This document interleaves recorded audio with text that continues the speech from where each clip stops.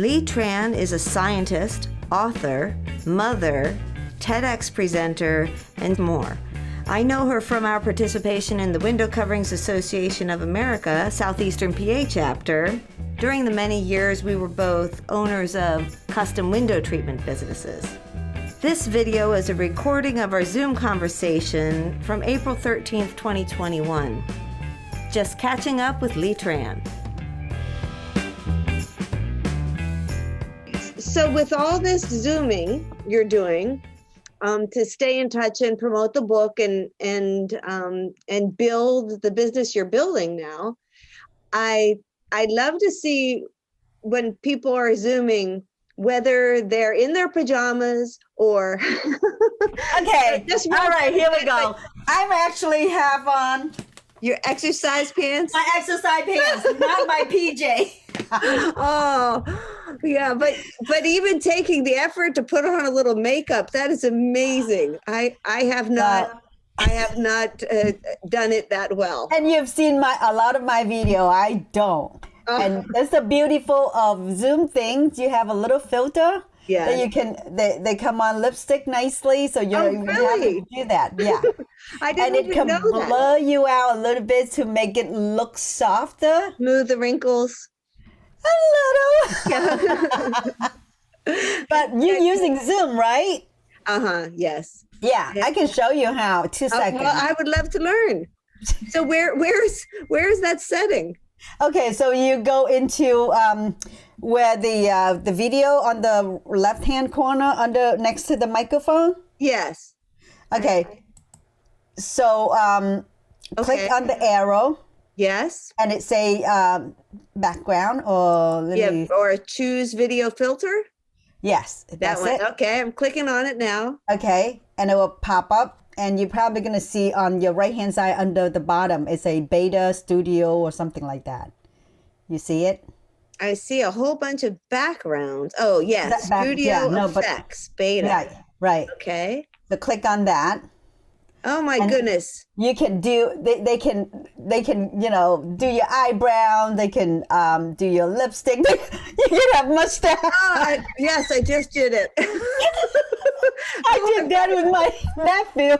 He was laughing. It's like, oh my God, I forgot to shave today. Yeah, look at that. Boy, I really need to say, yeah, it's fun when you do it with a bunch of friends and everybody just put on something. Like, I wonder what I look like in a male version. Yeah, okay. So I'll do no eyebrows, but let me put on some red lipstick. Yeah, there you go. See? Wow. How beautiful. You don't even have, now I do have a little bit of the real things on just so, but that's just, a lot of times it's very minimal. I like that one. I'll just a little it's one. Very natural. I'll keep that. Well, thank you. Oh, you're welcome. I don't usually explore, I know how to turn the meeting on and record. You're busy. You're super busy. I got you.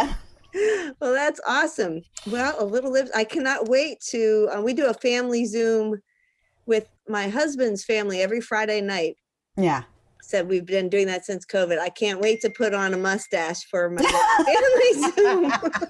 It's like, guys, I forgot to shave this morning. Thank you for this. I really appreciate that you're interested in my story and also wanted to put it out there to help other people. And what you do for those boys on the hill is just phenomenal. I had no idea you have an adopted brother. And you listened to Cody's episode? Oh, I listened quite a few. Yeah, It's really interesting. And this is so wonderful to know that business people do interest in something else rather than just business, because that's the humanity side, right? Exactly. That's the philanthropy side. Yeah. In fact, it's been interesting. I think if it wasn't for COVID, I don't know if I would have, stopped to think, taken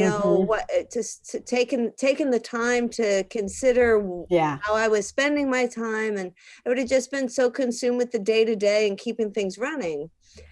So it's been life is very fragile. Yes. Here you see it, here you don't. It's just like that. Yes. So there's the silver lining, if there is such a thing, and it certainly has brought me closer to a lot of people that I don't know if I would have taken the time to reach out to if it wasn't for the pandemic. Same here. Me too. I call my books my COVID baby because it really speed things up for me. And I reconnected with my pastor who we have lost touch for 40 years. Wow. And, so you're pastor from the Lutheran Minnesota. Church? Yeah. From Minnesota. Have you had a chance to read my book? I've read parts. It's beautiful, absolutely beautiful, and I'm loving everything about it. But Lea, I have trouble sitting still to read.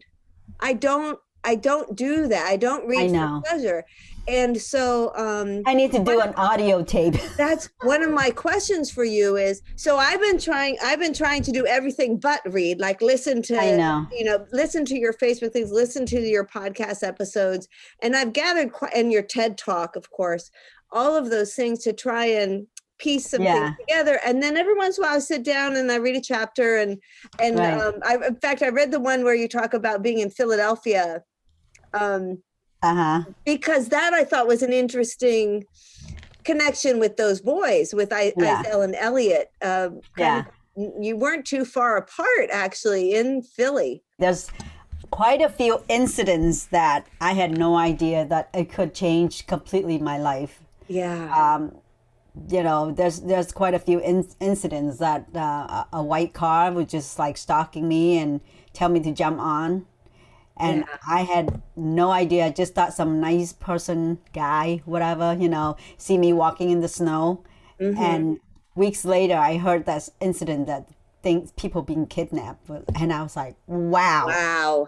It's like it sent chills in my spine. It's like, have I tried to find an easy way, just hop into the car instead of walking? I don't know what would happen to me. Yeah. So many close calls, so I have a couple questions for you. First of all, actually relates to the. Do you have plans to do the audio recording for the book? I would love to. First of all, I would love to do it in my own reading because I think my accents and the way that I can say in Chinese and in Vietnamese is much more authentic than any voice person who do it.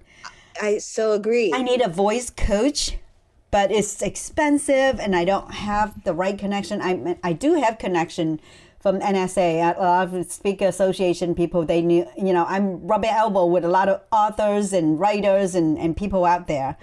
It's just another really thing that it's gonna put a lot of time because it's not like a 100-page book. This is like a 300 pages, and it would be nice. I mean, it's in my agenda. I mean, if I make enough money, eventually somehow I have to find somebody to coach me, and then put in the time to do it.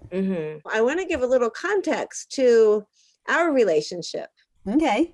And then also share more about the book before I pick your brain about the whole publishing process. Absolutely, right? yes. Just to fill everybody in, I was trying to think back to when I first met you, and it must have been at a Window Coverings Association meeting. WCAA, yes. Yeah, WCAA, well, wonderful national organization, but of course we had our Southeastern Pennsylvania chapter. Right. And I think I was probably already a member when you started your business. I was down in the CHF before that to get all my certifications. So I have connection with WCAA, and that was the first thing I joined. And I believe I even joined it before I quit my job, probably. I have to go dig back. Before you quit your job in the pharmaceutical? Yeah, because I built all of this a year before I quit my job. Wow. Oh, that's so smart to do it that way, to really get yourself in business. And you even had a few clients before you? I have clients. I graduated from CHF. I did Window 103, 104. I talked to Cheryl Strickland, said I know how to sew. can I just bypass 101 and 102? And she's like, I don't do it for anyone. I know, yeah, but I think you are already instructor over there too. Right. Yeah, But probably. I took 103 with Donna Schofield, and then 104 with Susan Schultz. Susan Schultz at the time. And now Susan Woodcock. Right. And now, so for listeners, CHF was the Custom Home Furnishings Academy, and it moved to Charlotte. I was involved with the school for many years, but now it doesn't exist anymore. But now Susan Schurz, who is now Susan Woodcock, she and her husband have created a school, hands-on instruction for custom drapery making in Tryon, North Carolina.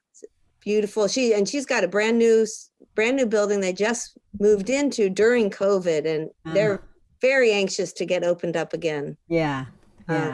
When I'm glad she did, because that was CHF was a great place for many people who start up the drapery design business, and it's a great place to make friends that last for a long time. Yeah. Forever. Yeah. I have some dear friends who I met many years ago there as well. Yeah. So do you still make draperies? I know you didn't bring the business with you down to Florida when you moved. I brought all my stuff with me, not knowing if I'm going to launch it again or do something else. The back of my mind is probably no. But, sometimes you feel attached to the things that it's part of your identity. When I left the science world, I felt like I'm nobody again. But luckily, I tap into the school, I tap into all the leaders, and I tap into the people because I know how to sew too. So that quickly transitioned, and I can readapt my identity again. Now I walk away from that. And now that was just walking away cold, because we just felt like we need to live. And I walk away from my 10-year anniversary, which I had a big fundraising event and raised over $10,000 for Laurel House. And at that point, I said, either I have to grow, meaning I have to hire people, do different things to grow, or completely walk out on a high note and do something that I feel is a calling. And all those times, my story is embedded in my head that someday I have to take the courage to tell the story, to share it, to let it out. Yeah. Wow. At that time, I was a little depressed because my son left for college, and I only have one son. 2013, he left, and I remember I coiled up in bed every morning, dreading to get up for 3 months. Oh, Lee. It just feel like, what are you working hard for? Nobody's home. And my husband have to call me like 3 times a day. Are you out of bed? Are you doing anything? He's keep checking on me. And by 2014, it's like, okay, we have 4 accidents in 2014. 4 car accidents. Really? And 3 of them were total. From weather, from, things that happen. And 2015, I know that 10-year anniversary, I want to do something big to give back, So I don't know if you noted at that time. So I have this event. It's called Fashion Runway for a Cause. Okay. So I did a fashion runway, not people wearing dress, but by window treatments. Wonderful. People can see different type of window treatment, and I did things that you can change on the stage, and then there's vendors, there's nice black tie event. Really? Yeah, so you organized this event? I did. Wow. And I recruit like a handful of people who helped me, and we got donation. We got people who give raffle basket, who sponsor different level of degrees, sponsor, and then we sell ticket. And then on that day, it was like really cold. It was like in February sometime. It was cold. It was kind of snowing. But we got almost like 150, almost 180 people show up. Wonderful. And it was a great event. It was really fun, lots and lots of work. And I literally stopped taking clients for 3 months just to prepare all the treatments. And I call on the phone like every day, almost asking, soliciting bath and kitchen people, roof people, siding people, anything that related to home decoration and home improvement to sponsor and to be a vendor. And I know that I really want to do this just because I was in the position that I was able to give back. And I want to give back to something that meaningful to me because I don't know if you read the book. I mean, people think that, domestic violence abusive, but sometimes not out of bad intention. I think, I came from a family that is very harsh, disciplined. So I picked Laurel House. Yeah. I want people who need a second chance, have a space, a place that to help them. So yeah, we did. We raised over $10,000, and my husband. That's wonderful. My husband, yeah, and I feel like I didn't do enough. And my husband said, he looked online, and he said, you know what, Comcast is a huge company, right? They barely give 10,000, and you a little mom with a tiny business, person business. Yeah, and he said that you should be proud. So But but after all the rejection, how many hundred of no's you get a yes for sponsor or for thing, and this day I felt completely drained. But it was a good lesson for me to learn how to take rejection, and I say that. Did that help you get out of the depression that you were feeling? Oh yeah, after 3 months, it's many things. My house is always like crowded because I grew up in a nuclear home, right? I'm the oldest. There's always younger people, and there's always people. But by that time, I was so busy, like focusing onto the business and the last leg of it that was on this fundraising. Now, after the fundraising, I slumped into the blue zone again, the valley. Like I don't know, maybe it's my problem. I'm a type A. Like I have to have high all the time. I think you are very similar. We are that way, yeah. So if I do something and it's done and I felt like, okay, now what's next? It's just like you go to a party, you get together and you come home. It's like, oh my God, I'm so depressed because I don't get to see people anymore, this and that. So yeah, so after the event, I was back to a position like, am I doing enough? What's my next step? I gotta grow. How am I gonna grow? But I'm not happy because, I'm going fixing out, making people's home beautiful. And my home is like a beautiful warehouse. That's what I say it. My foyer is just box and box and box of window treatments, blinds, shades, and all this thing that is stacked up in the foyers and in the garage and in the basement and everywhere. And I come home, it was not a relaxation place. It's not a relaxing place. It was not a sanctuary. No. And then plus when you don't have anyone around, my husband go to work in the daytime. He didn't come home till 6 o'clock in the evening. And I'm pretty much by myself. And you need a lot of motivation to get yourself be upbeat all the time so you can get busy. And I worked till midnight, 1 o'clock, and then I got exhausted. And then I felt like I really didn't take care of myself. And plus when I get anxiety, it doesn't matter if a small job or a big job, I get a tendency of always like worry. I think something that I have developed from very young, like I had it also when I was really young, because there's always screaming and yelling in the home and it wasn't peaceful, and I'm always worried about, everyone. And so it's always trigger, anxiety. And I have to say that even now, I have a hard time to sleep.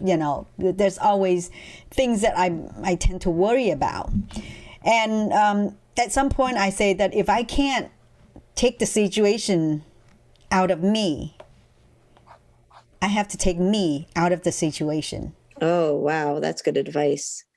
because I could not do anything when I'm up there. People were calling, I need window treatment. I can't say no to them. And I don't want to grow. And it's not giving me joy to doing it. I mean, I still love it. It feels great when you decorate somebody's home, you make them happy, and then you go home, you look at your place. It's like, you know what? I can't treat myself like I treat other people. What good is it? Yeah, it's a very satisfying profession when you can take pride in the beautiful work you do. And then you also get that additional bonus of the homeowner being so appreciative, and then you get the check, and it's very good like that. But it's also, if you're working out of your home, a very lonely business, isn't it? It is a very lonely. You need support, you need friends. You need to connect with other people who are not just clients. And that was I think one of the biggest benefits of the Window Coverings Association, our local chapter, is because we then had, even if you were a one-person workroom out of your home, you at least felt like you had a team of people who you could communicate with, who understood. And you want to grow, you can't do it all. I mean, by that time, I already kind of like contract out certain things for certain people to do it, because you just absolutely cannot grow if you try to do everything. So I pick and choose what I love to do. I love to creative. I love to design. And I'm still gratifying when I give somebody something that they appreciate. And many of those clients become really, really good friends. Recently I still get texts from them that, they text me and it's like, Asian crime is up. I'm worried about you. How are you doing? Hope you're safe. And it just feels so good to be able to think that people is like, I think of you all the time because I'm looking to drape my house. Every time I go into the room, I think of you. So, I mean, that you left a part of you with someone in someone's home, and they appreciate it, and they respect the beauty in it. We die happy doing that. I mean, me and you and a whole slew of other people in the WCAA. It's very interesting. I was thinking in preparation for talking to you, thinking about the part in the book where you're talking about your resourcefulness in the position you were in when you were still in Vietnam and your father was building the boat, and how you were tasked with the challenge of basically requisitioning everything.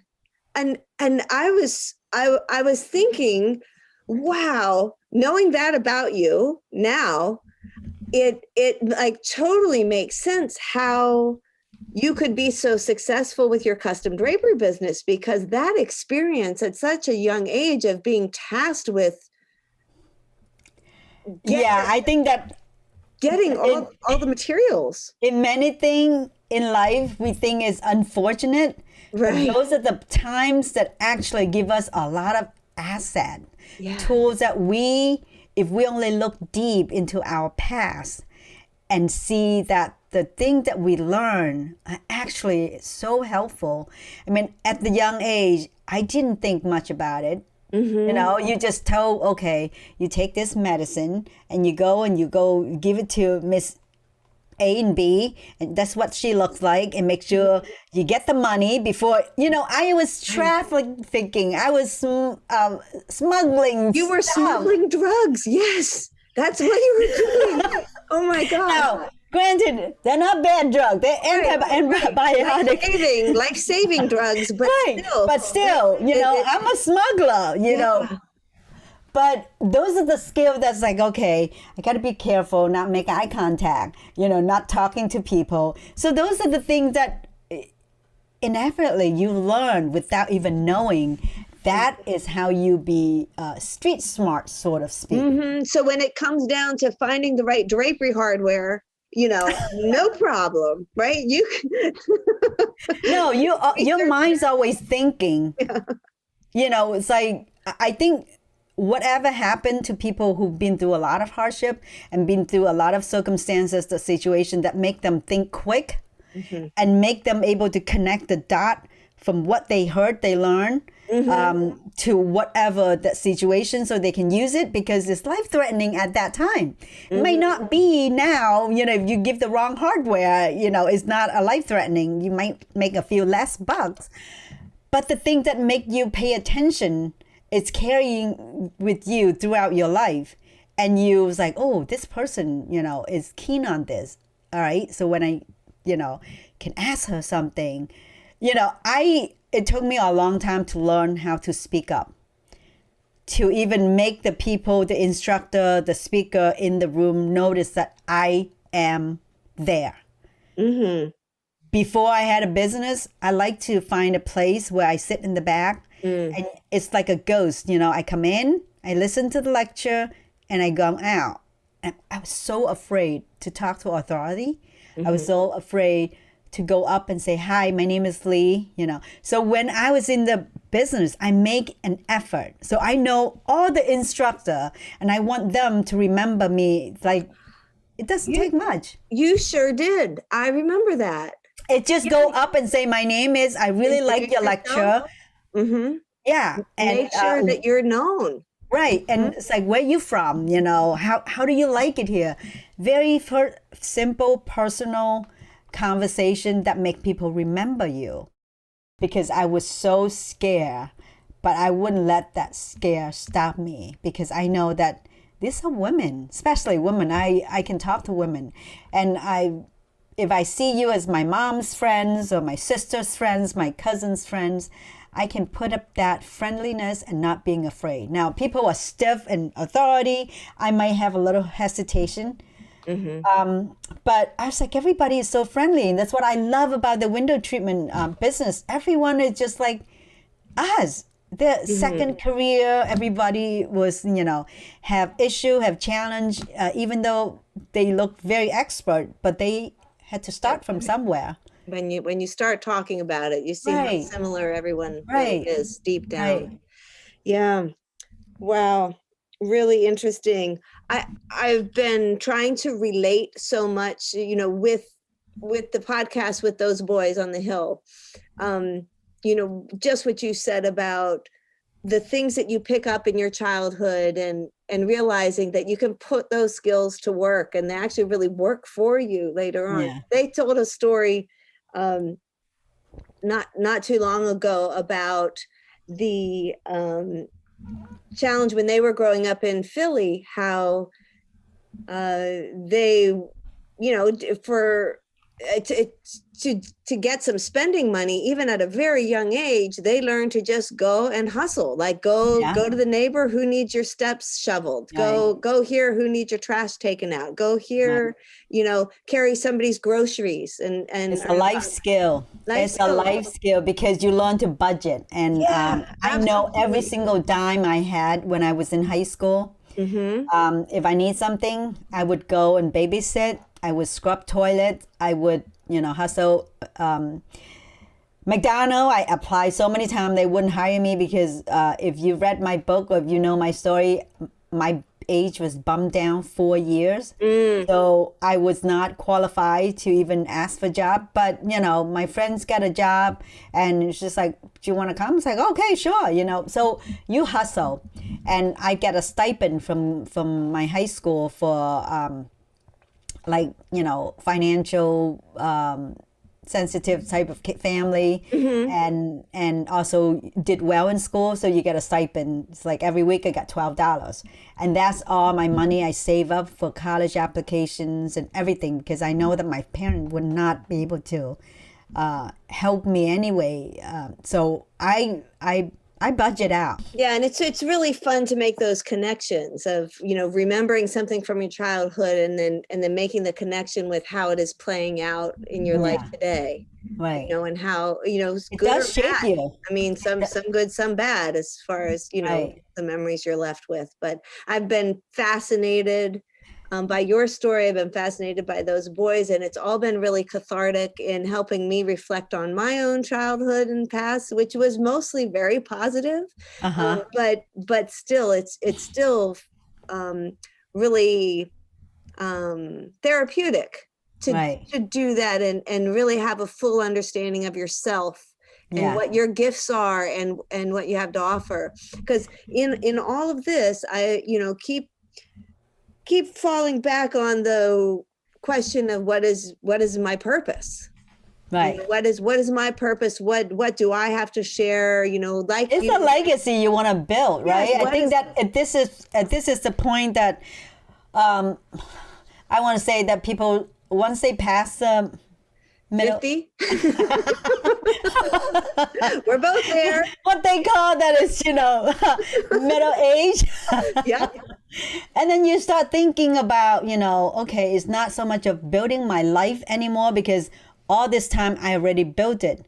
Now, how do I want to spend it? How do I want to make it a legacy that when I'm not here, even just my own children, your own children, your grandchildren will say, oh, this is my grandmother and this is that, and know the story. Yeah. And for me, for the longest time, I walk away from those stories because I think, you get a bad stigma about you come from a family that is sort of, I hate to use the word abusive, but is physically aggression. I like to call it aggression. And they didn't know any better. They didn't have the opportunity I have. And they worked so hard to go through that so they can give me the opportunity that I have.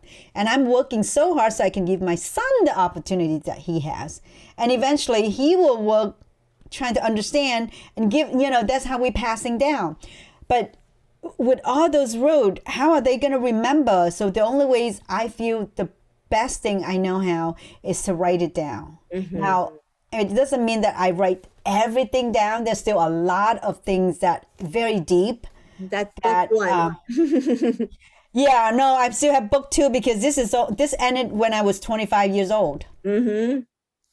So I have not even talking about my career change and the people that I learned from the drapery industry, from the people that I learned from the scientific world, and my spiritual life, and how I raised my son. There's I could bang out another 2 books, but the point is, this is not just the legacy for me or for people who want to write their book for them, but it's for their children.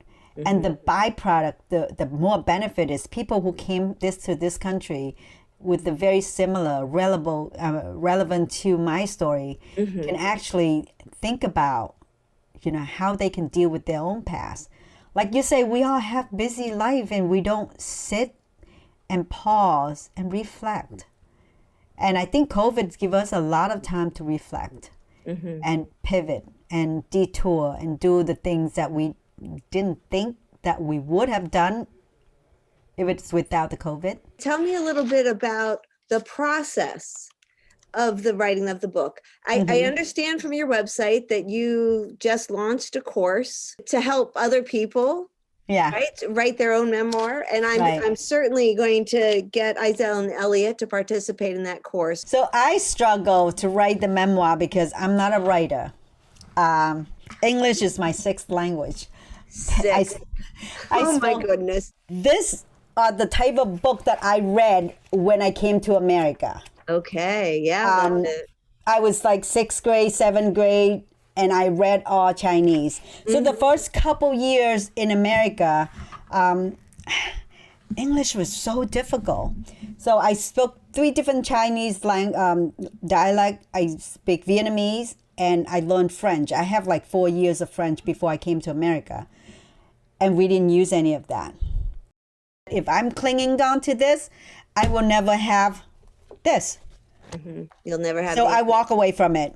And I have to say that sometimes you only have a limited capacity. You got to focus. So, and yeah, I lost a lot of my own ability to speak Chinese or Vietnamese or anything. So when you ask me how I write, I never thought I will be a writer or a speaker. Never. Because I think that there's no way I can do it. And I read a lot of books, how to write a memoir. I do a lot of research. I took a lot of courses. I do the things that I hope that I can at least find some way to write. And in the back of my mind, I'm always saying, I'm going to go find a ghostwriter. So I can just tell her or him, and then they can go and write it. So I don't have to struggling with the English sentences and grammars and all this thing. But regardless, I put down my writing and the thought that I have, pages and pages. And Toastmaster really helped, because every time I go into meeting, I like to sign up to be a speaker in 5 to 7 minutes. So every time I speak, I give them a little itsy bitsy of my story, and some of my Toastmaster friends become really a great champion, and they push me to write the story.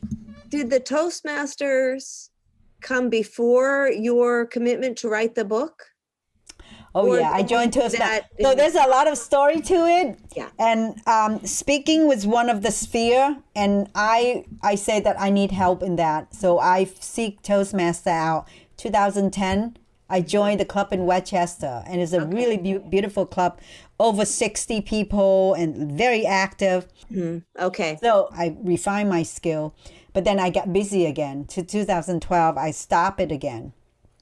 So when I moved to Florida, the first thing I did was seek out Toastmaster and rebuild that speaking skill. And with little story, and I did write a lot in the sense that just for social media sometimes it's just for me, and sometimes the back of my head still thinking about writing the book. And I read and I seek out, and I try to hire coaches, and I interview a bunch of them, and it seems like nobody really can be able to do my voice the way I want it. So finally I found the publisher who's publishing my book, and she said that she can help me do from beginning to the end, but I have to write the book and then give it to her, and then she'll edit and she'll do it.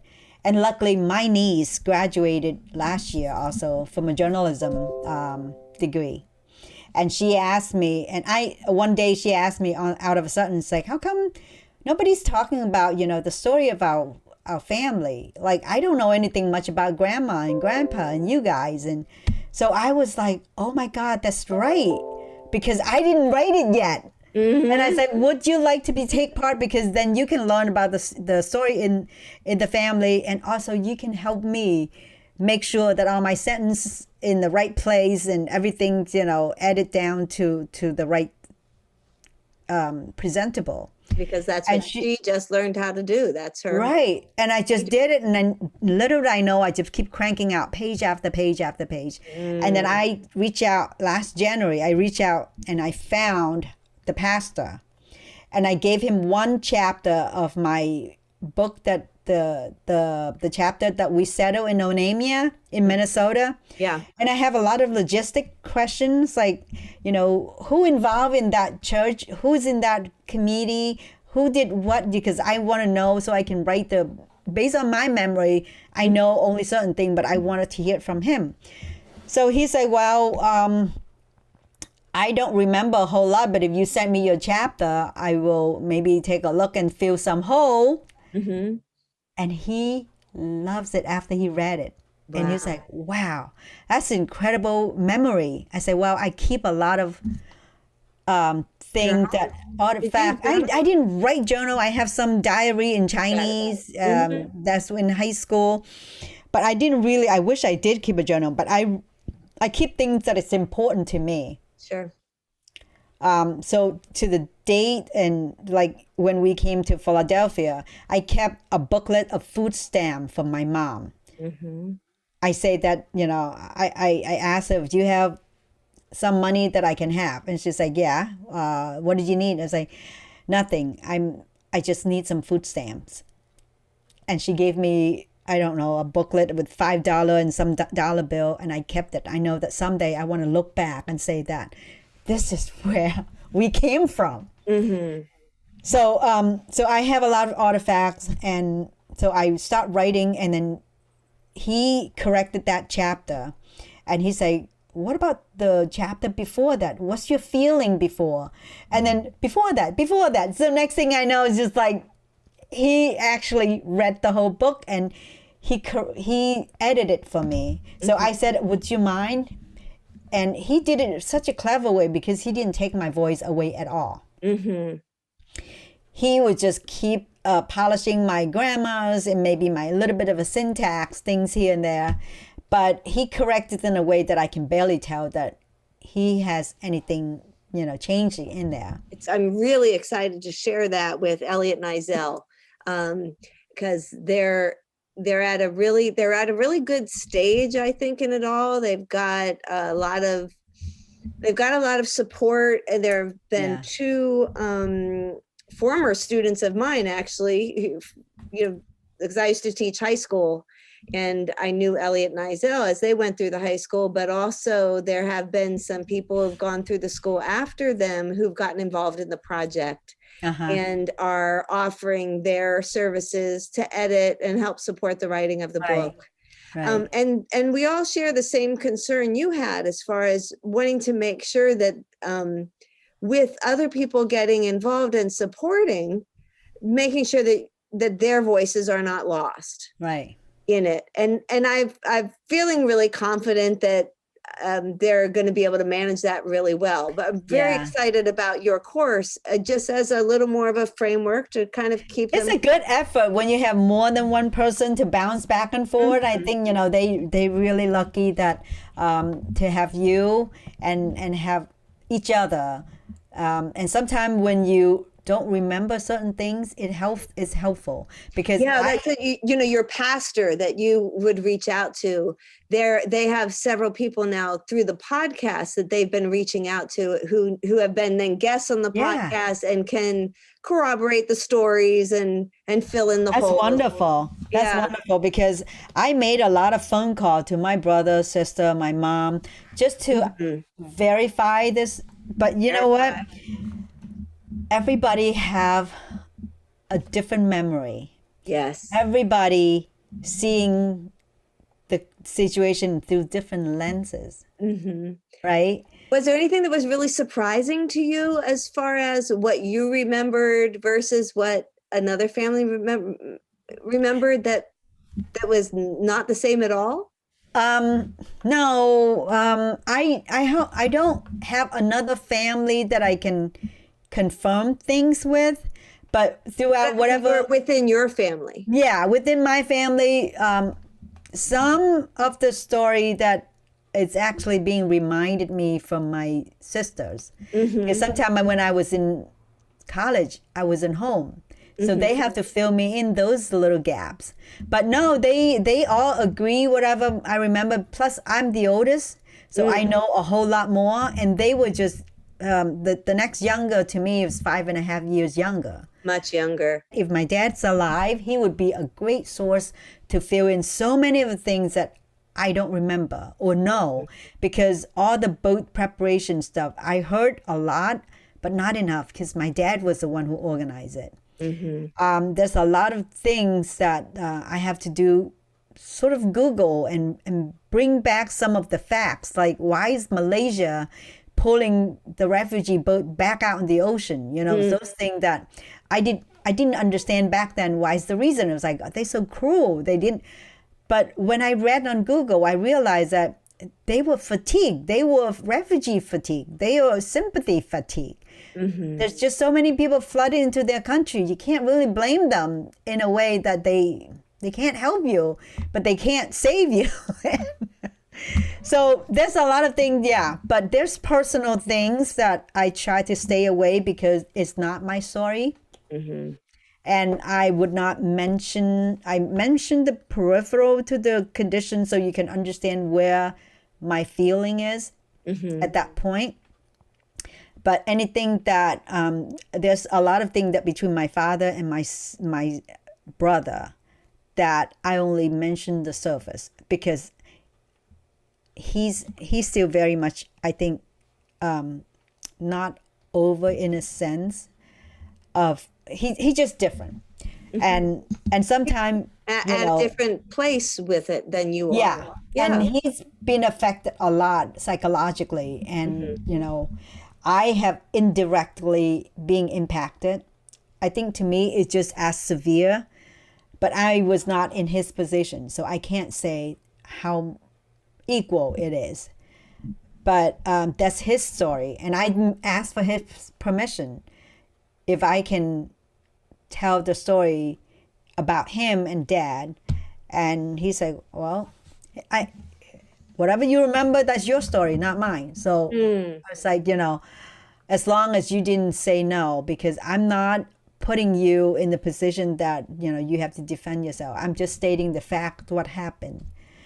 And that is the one point that I point out, that you really have to be careful if you tell about the story about somebody. You got to make sure that not damaging their reputation in a sense. Mm-hmm. Yeah, and I have some pirate story that is pretty dramatic, but again, it is not my story. Mm-hmm. So I leave that out. Yeah. So yeah, it's a lot of, but memoir is very forgivable, because memoir, you just tell what you remember. Your memory. Yeah. Yeah. Yeah. That's very interesting, Lee. The connections. Elliot and Izell have struggled a little bit with that too, as far as for some of the more difficult stories of abuse. Yeah. There are people who are still alive, and I know. And it's a quandary to, how much to share. Do you include names? And right. Yeah. And so that's something they've been grappling with. And right. And we've we been really careful with the podcast. Right. To not include names. If you need help, you can, you can talk to me, and we can work through that. Mm-hmm. But I had the same fear, because I didn't know how my mom gonna feel. Yeah. When she reads this, and she read it. Mm-hmm. And how did she feel?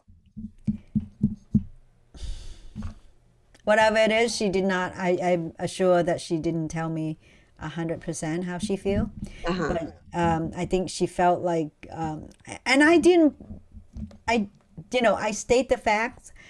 I extol her in some way. I'm trying to be fair in a way that whatever her gift is, I have to display that with the flaw, because I want to be, transparent about whatever it is.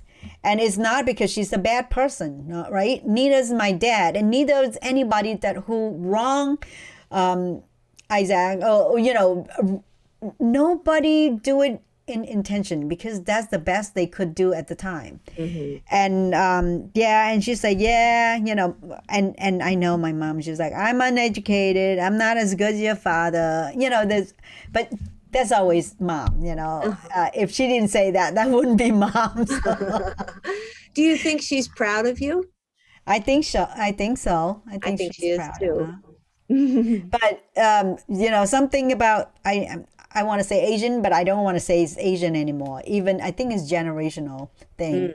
Like parents just don't praise you and say how proud I am of you. And I think she started learning how to do this now at the age of 80. She started to say, I love you. I was like, wow. I mean, after you tell her like 1,000 times, and then, she started thinking, oh yeah, maybe it's a habit. I don't know. It started to feel right to say it, because her parents probably never said that to her. And she never have to express it to her husband, her kids, and it's just awkward to say it. So, so it's a lot of things that we do have to be careful, and it is okay to do fictitious name. Mm-hmm. Yeah, I think that's the way to go, because again, the name's not if you're sharing your perspective, your memoir, the name's not important. Right. I would emphasize on the heroes more than the trauma. I mean, the trauma you stated, but then every single person who wronged you might have something that you can extol. Mm-hmm. So find that, or even just a neutral voice saying that,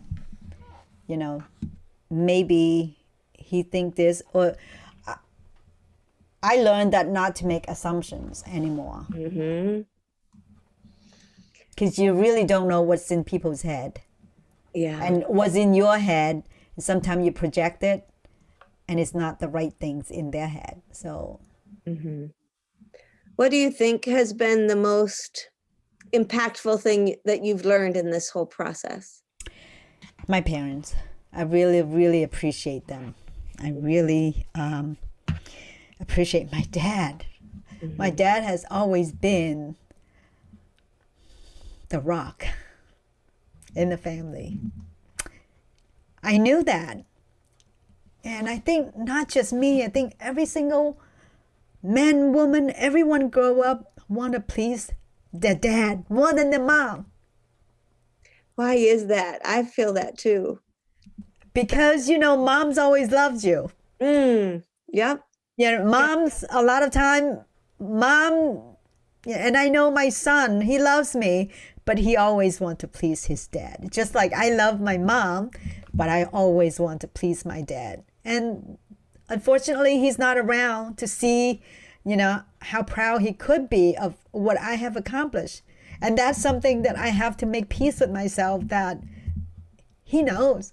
Mm-hmm. Just the fact that how many times he told my mom he wished I was a boy. And it sounds really cruel. It sounds like, okay, I don't, because she's a girl. But if I read right into it, it's a compliment, because he would think that I have the ambition to be as a man. Mm-hmm. He told my mom, and I used to get so annoyed when my mom told me that. It's like, your dad say he wish you were a boy. You would have been like, go places. I was like, what do you mean? I can't go places now because I'm a girl. But the underlying is he was so proud because I have all the characteristic of a man, except the physique. So I really appreciate what my dad and my mom, what have they been sacrificed, and all the resentment that I had for them wash away. Mm-hmm. Writing a story and your memoir, it puts you in the state of mind, and you have to be, like I said, you got to be really objective. Look at things from the outsider. Don't put yourself in the frame, in the picture frame, because you can't see it. You get to step backward and see where they come from. I mean, it's like my dad never gone through 3rd grade. My mom never been through 5th grade. And they created a family. Yeah, it's not perfect. It's always, but because he loves us so much, that he was so afraid that he's going to lose us. I figured that out when I wrote the story. So many aha moments came out, because I used to think, why is he so adamant about every little detail? Why is he just wouldn't let me go to sleep over at my friend's house? None of my brother and sister are allowed to do that, because he was so afraid that he's going to lose us. Accident will happen to us. Mm-hmm. And even when we came to America, I know how scared he was, because he was afraid that we're going to lose our culture completely. Mm-hmm. And become American, which he didn't understand. Mm-hmm. And it's very foreign to him. So the only way he knows how is to flex his muscle and control. Mm-hmm. He needs to know every little detail, what you do. You need to obey him, because that's the culture where he came from. So understanding that, I say that to love is to understand. You cannot love if you don't have the understanding. And I feel like I've not only forgive them, but I forgive me. I forgive me. Mm-hmm. For all those years, I think my life been hijacked. Mm-hmm. I felt like I was bombarded with so many responsibilities that I didn't have a childhood. Mm-hmm. And I resent them for that.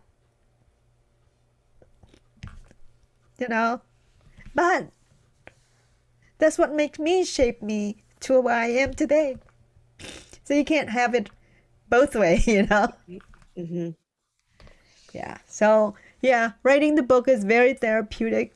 And I never had another conversation with my dad as an adult. I did have one with him before he got the first stroke. it's like 3 days before he hit the first stroke, and we would debate until like 2 o'clock in the morning. And that was the first time I ever stood up to him and have a conversation as an adult with him. And I feel guilty. I feel like I abandoned him when he was sick, but I was in college. So there's a lot of things that you blame yourself. You say, well, if I stop school, I stay with him, he would understand how to tell the nurse what's bothering him. It's like a lot of time you blame yourself for a lot of things that you shouldn't. So I want anyone who listened, you do what you do best at that time too. Mm-hmm. But now I feel like I'm having a conversation with my dad every day. Every time I talk about it, mm-hmm. I'm having a conversation with him. So it's helpful. It's therapeutic that way.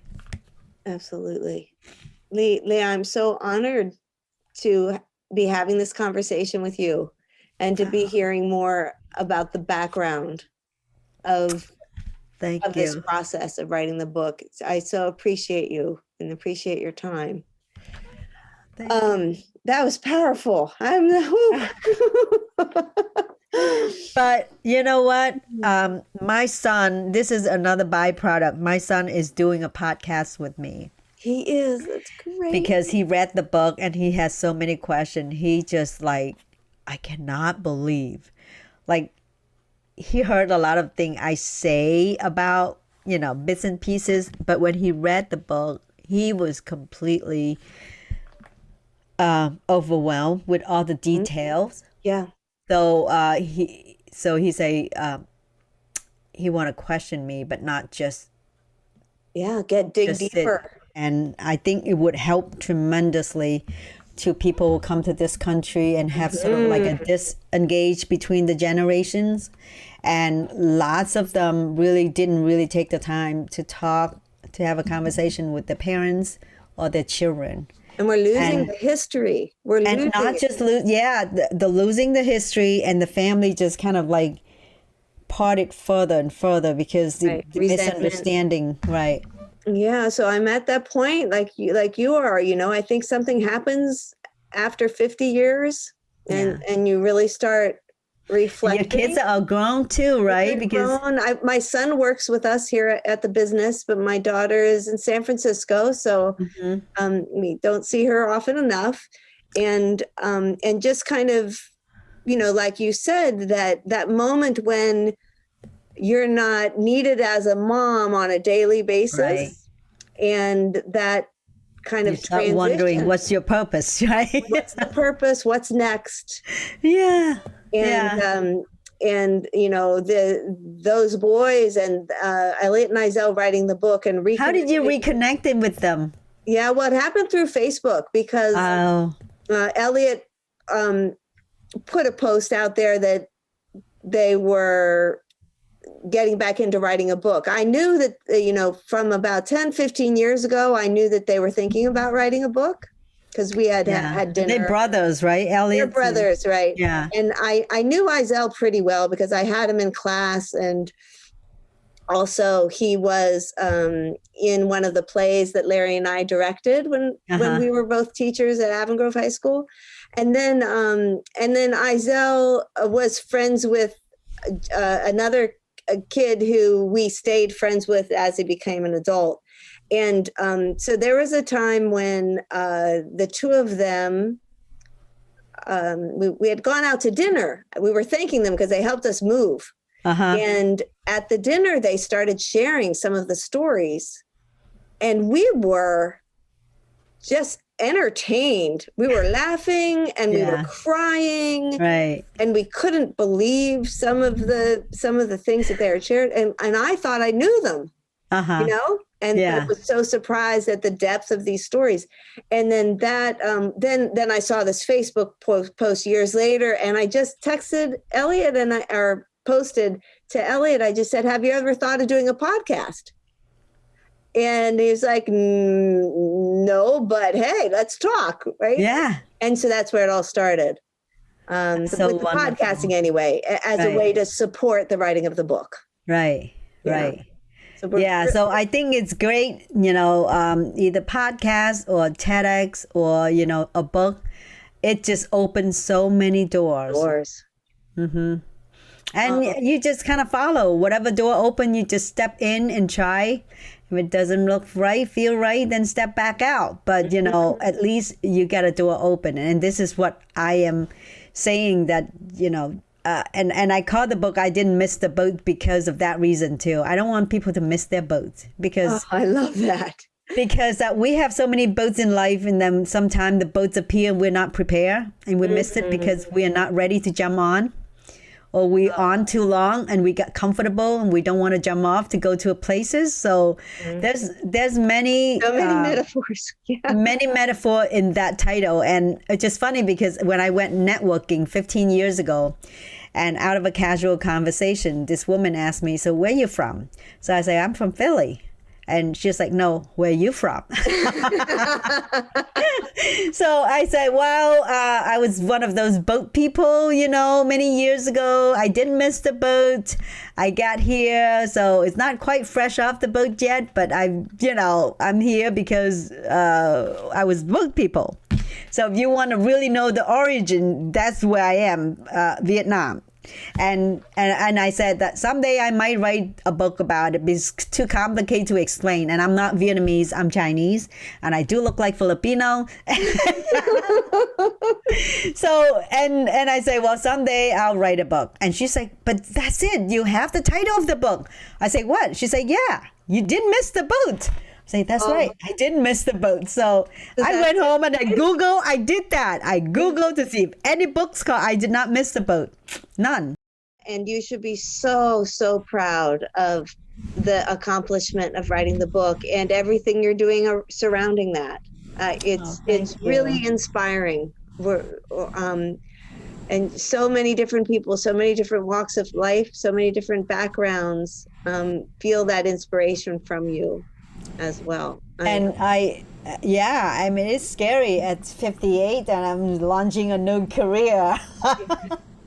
Go Lee. Oh gosh, yeah. And I want to take it out to different country too, because I think there's a lot of women like me are very timid in a way that they live a life that they've done so much, but they never give credit to themselves. I agree. And hopefully anything I do here will inspire people just to step out of their comfort zone and start doing something. Oh, thank you so much. It's such a pleasure to talk with you and be the beneficiary of your coaching. All right, Lee. All right, thank you. Afternoon. Since this recording, Lea Tran and her son have launched the podcast. It's called Family Roots, and it's available on Spotify.